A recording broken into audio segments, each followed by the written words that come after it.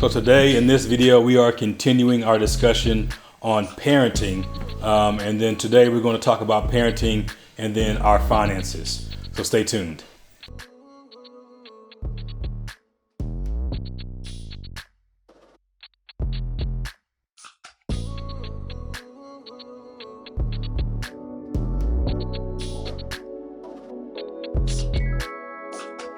So welcome to Faith Like That, and to a segment that we're doing on parenting and preparing ourselves for parenting to make sure that we are in the best position to be not only good parents, but effective parents. Because kids don't always do what you say, but they do what they see.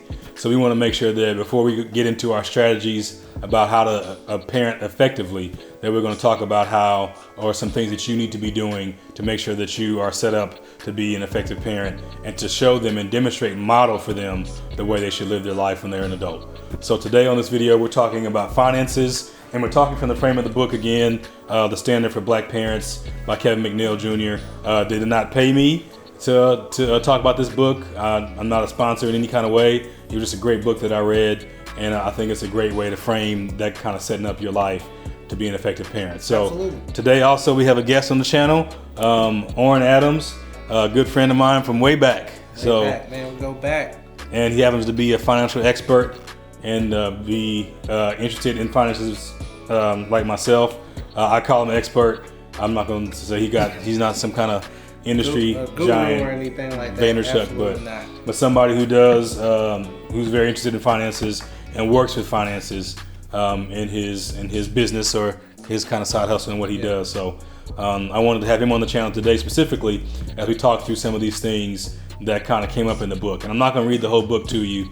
I want you to go buy the book, support the author. It's a great book to have. Absolutely. Not if you're just a black father or a black parent. A parent of any color or any gender could benefit from the things that talk about in this book. So the first thing that I think is significant in making sure your finances are set up right as a parent is, let's start this talk on life insurance. Mm-hmm. Something that most of us ain't too interested in, and I know some parents, especially men, don't feel like they should set you up for a win or a fortune when they're gone. But I think it's important that you make sure that your life that you're building is protected in the event of untimely demise. Absolutely. That if for some reason you haven't or you aren't going to be here while you're trying to support these children and your spouse, that you have set up some kind of plan in place to make sure they're cared for and they have what they need. I guess at least from a monetary perspective. What do you think about that? No, I agree. I think a lot of parents don't realize that when you take that income out the household, if you're no longer here, well, that household is missing that. They're not only missing you, but they're missing the income that you bring into the house, and it leaves a lot of burden and stress on those who's left behind. We want to live in a way where our kids can level up, if they say, right? It's not start where I started, but when I leave this earth, I want them to be able to start in a place that's a little higher than where I started. Yeah. And I think that's the basis of trying to build generational wealth. But unfortunately, in today's times, like you mentioned, Jarrell, is they don't believe in leaving anything back. They almost have the mindset of, I had to figure it out. You're going to have to figure it out. Right. And that's not the mindset we want to have. Right. You don't want your family out here just trying to get it how they live, and you never know, like, what if it's not just you, the father or the mother, that is gone, but something happens to the other parent in the relationship, and then you have your kids out here with nobody, and then trying to do GoFundMe's to make sure that y'all get taken care of, but then some kind of way they could still survive and eat. You don't want that. So I guess before we move on to the next topic of our finances, if you're going to say that, okay, I don't have coverage right now, what is my target I need to be working towards to just get something to start? Well, I would say you want to start with something. Get something in place, whether it's $15,000, $20,000. You want to have something just there in case anything happens. Because unfortunately, GoFundMe has become very popular, but for the wrong reasons. GoFundMe was not created to be your life insurance. GoFundMe was really created for, the accidental things to happen. I get hit on a motorcycle and I need help paying for medical things, people can donate, or hey, I ran into a family that maybe needs some assistance. Let me use GoFundMe as a crowdfunding source to help benefit. So I would say you want to at least put something on it. Get anything, start somewhere, and then you can always add over time as life goes. Maybe you get a better job or more income, you can add more protection, but you want to at least have something, at least burial. So like, I guess everybody's situation is different, and if you were going to say a minimum as an adult, if there's an amount, what's the target amount to shoot for if I'm just starting out with insurance? As an adult, I would probably shoot for $15,000.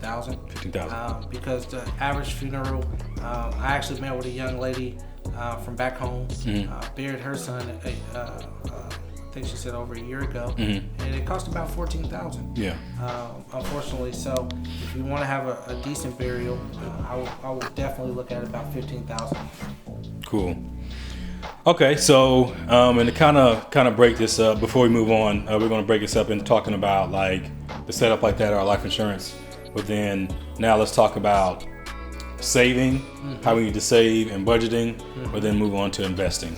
But before we move on, if you do not have life insurance and you don't know where to start, and you need someone to, hey, I need life insurance. What do I do next?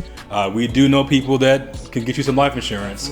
You can drop in the comments. You can find our email here on the channel.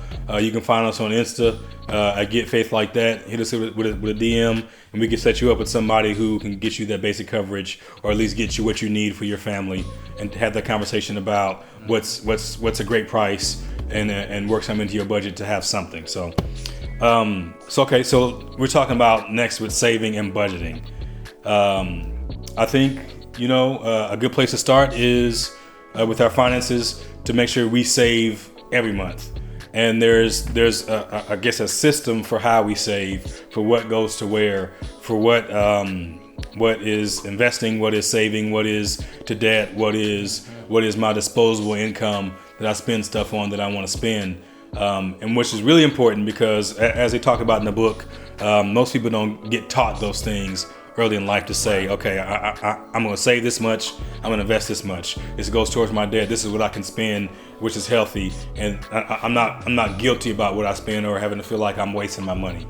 I always think that it's good to start out with getting an emergency fund of $1,000. Once you got $1,000 saved, then you should move on to the next, I guess, metric in your system. But I guess once I got $1,000 saved, what should I do next in my savings is the question. Well, if you get $1,000 saved in emergency savings, most people want you to at least get at least 6 months. But start somewhere, get $1,000, and then have your budget in place to say, okay, I have $1,000 saved.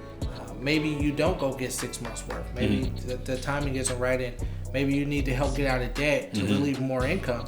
Well, let's start snowballing effect, or let's start adding a little extra money to those things to free up money to help you get further into your savings. So every family is different. So would you say that we should do one of the other over the other one, I guess, to kind of clear that up? Should I pay debt down first, or should I get the 6 months saving first? I will focus on the emergency fund savings, because you're paying the debt down, right? Well, let's just say your car has an issue and breaks down. Well, you're back in debt because you have to spend that money to fix the car. Well, if you get your emergency savings set up, then that allows you to handle any small inconveniences that not come up, but it's gonna happen. Things are gonna happen. So you want to have that set aside to handle those, while you can focus on maybe lowering the debt. But we do it backwards most of the time. So then, if I get $1,000, my next step should be with the 6 months over the debt. Yes, gotcha. That's cool. What I would shoot for. Okay, so then with having that budget and everything set up, again, if you need some help with that, let us know. We can direct you to the right place. All right, so if I'm about to do this and invest, should I wait to invest and then do savings, or what should I do? Well, I would say first is you want to have your savings in place, just in case anything happens. But I would try to do it together. And what I mean by together is that you don't need a lot of money to start investing. You can start investing with as little as $25 in an IRA while you're still stacking money for your emergency fund. And that way, you can add more once you get your emergency fund fully funded, for the 6 months. Gotcha. And so let's go over the IRA real quick. Like when you say IRA or Roth IRA, and it talks about that in the book. Can you explain that a little bit more? Yeah, so IRA is an independent retirement account. It's set up for you to save. And it's pre-tax dollars, like we were talking earlier, but it allows you to get a piece of all these companies at once. It's like for instance, in my IRA, I have Amazon, I have Facebook, I believe I have Google, and a couple of other accounts that may not be big names, but I have them there. But it allows me to get pieces of these companies for as little as possible. Yeah. And someone can start that for $25 a month. Right. I mean, we spend that at Starbucks every right. week, Yeah, definitely. And like you said, it's after tax dollars, which is a great thing. And so now as we transition from talking of like a budgeting and all that to IRAs and investing, I get my debt paid down. I'm budgeting. I have this budget and I'm setting aside this much to saving. Should I only do Roth IRA, or what should be my next step after that? Well, after that, you can expand. So IRAs, I think, is great to have, but unfortunately, most people do other things. It just depends. I know people that go out and they get into day trading or forex trading. You have people that invest in real estate, which I also believe is a great way to invest. Yeah, the real estate investment real trust. Estate, but IRA is probably the main thing I would say, unless you have a passion for something different. Gotcha. For instance, for me, I would love to get into real estate and allow to invest that way. And I think in all this, one thing to be keen on is that there is a process or a plan that's in place to like knock down one thing and the next and then the next. Or then if I'm not snowballing like that to do one than the other, that I have a plan in place to where my money's going places where I'm intentionally sending it, and I'm only spending and like disposably spending some of the money versus a majority of it. I think one issue that a lot of us have in our finances isn't more so that we spend terribly, but then we just don't make enough money. And I think the biggest issue or the biggest way to fix a finance problem is to make more money. And that's to start the thing on the side. Can I start something on the side on top of my business, or to start a business, or to be entrepreneurial, or look at what your passions are, to do something that you do love, and see how you can also mix a little bit more income on top of that, because it'll fix that 6 months worth of saving issue. It'll fix how much you got to invest in. It'll fix having to cover funeral costs or whatever in life insurance if you have funds that are there. Yep. So I agree. I guess and as we kind of get ready to wrap the video up, talking about parenting, like in what ways do you kind of show or make sure your children get these kind of skills or this thought process in their mind beforehand, before they have to start really handling money? Well, I think you want to get to a point to where maybe it's going to be embedded into that kid, right? And you want to show them. So some of the things we do is, we all give kids allowances, right? They make money, they do chores, they make money. But when you go to the store, you let them ring stuff up, let them pay, let them know how to get the exact change, because it gets them in the habit of, okay, this is money. Yeah. But with chores also, when they get money, we don't give them all. You got $20. Well, 10 of that's going into your bank. You don't get to get all of it. So you get them in the habit of saving early. You get them in the habit of knowing, okay, I don't have all this money. Some of this I need to put up for a rainy day, or maybe I'm saving for some big gift at the end of the year. Right. But you get them in the habit of saying, if I got 20, I'm going to save half. And me and my wife have talked about that before with our son, who's now 10, and to say, like, not only do you have to save some money, but we want you to set aside a certain amount to give. It could be the church, it could be somewhere. We prefer you to give it to church, that's what we do. Yeah. But at the same time, you need to set this up to give this amount. So yeah, I think that's a good way, is because as much as you make or as much as you save, you still want to be able to give back to others. And I think that's really where we find our true passion and enjoy what we do, is because we can give back. And you can give back in a way like church or some people donate toys or things like that. So.